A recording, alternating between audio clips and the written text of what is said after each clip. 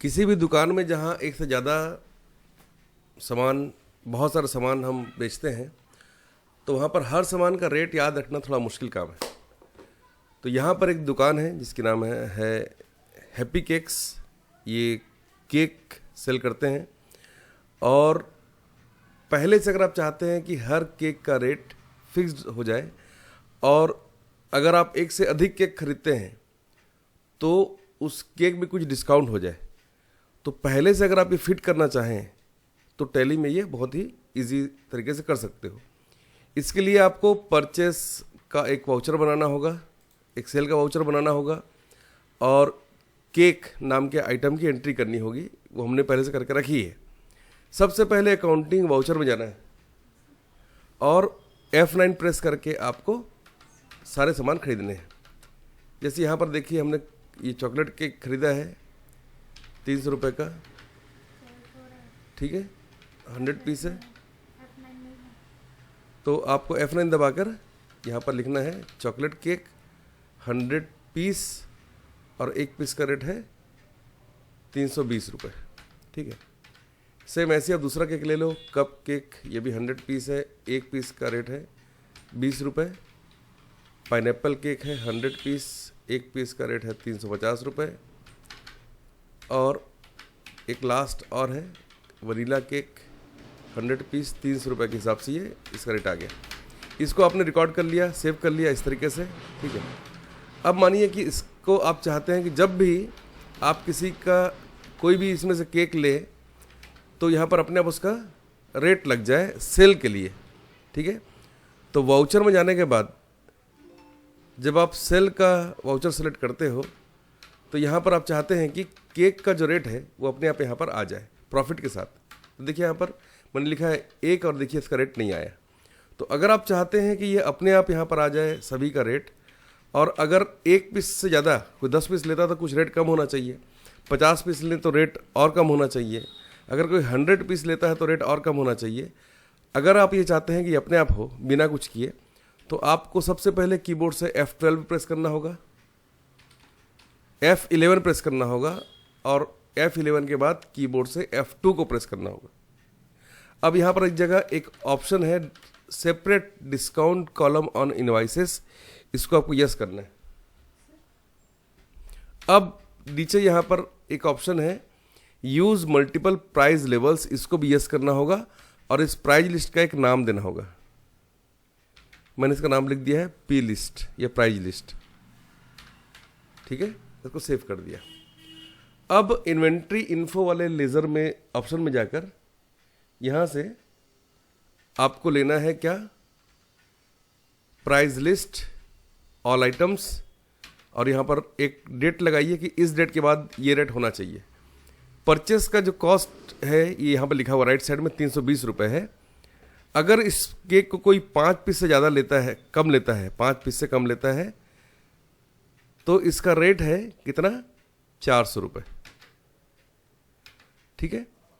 0 से 5 का रेट है 400 रुपये, 5 से लेकर 15 पीस तक का रेट मैंने इसमें लिखा हुआ है 380 रुपये, 20 रुपये कम हो गए।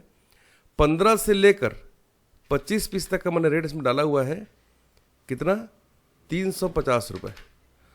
और 25 से ऊपर आप कितना भी लें, तो मैं यहाँ पर कोई लिमिट नहीं लिख रहा हूँ लेस देन में, तो उसका रेट यहाँ पर मैं लगा देता हूँ 340 रुपये, इस तरीके से, ठीक है।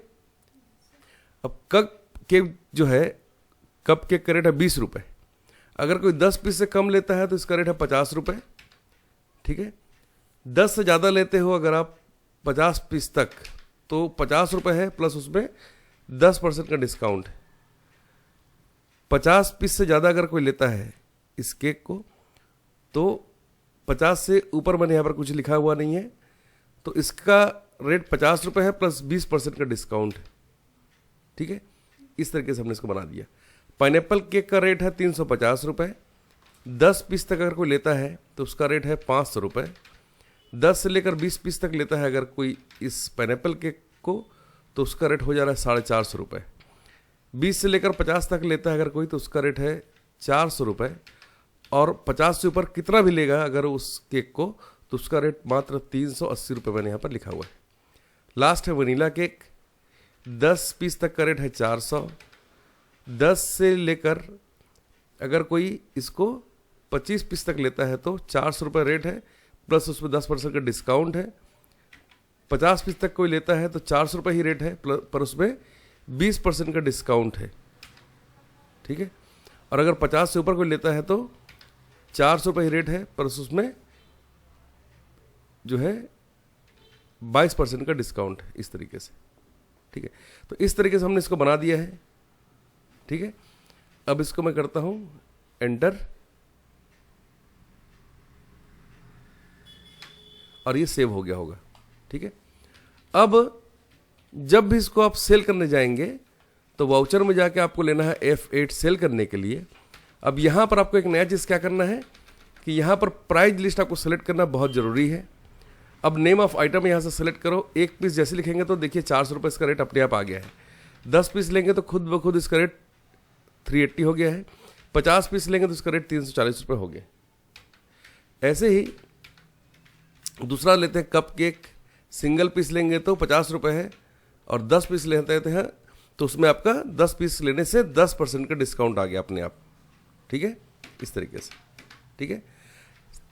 पाइनएप्पल केक अगर कोई एक पीस लेता है तो देखिए 500 रुपये है, और 100 पीस लेता है तो 380 रुपये का रेट उसमें अपने आप चेंज हो गया है। इसी तरीके से वनीला केक अगर आप लेते हैं एक पीस तो 400 रुपये का है, और इसको अगर कोई 51 पीस लेता है तो 22% का डिस्काउंट इसमें आप देख सकते हैं, इस तरीके से, ठीक है। तो इस तरीके से आप चाहें तो इसको बना सकते हैं।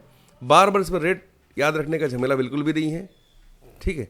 आप बस उस पर प्राइस लिस्ट वाला ऑप्शन ऑन कर दीजिए, उसके बाद फिर सिंगल पीस और 10 पीस, 20 पीस, 50 पीस के हिसाब से रेट अपने आप वहाँ पर वो डिस्काउंट हो जाएगा, और आप उस सामान को आराम से बिना किसी दिक्कत के बेच सकते हैं। बार बार आपको प्राइस को देखने की आवश्यकता नहीं है कि इसमें और कितना डिस्काउंट किया जा सकता है। तो इस प्रकार से हम प्राइस लिस्ट बना सकते हैं टैली के अंदर।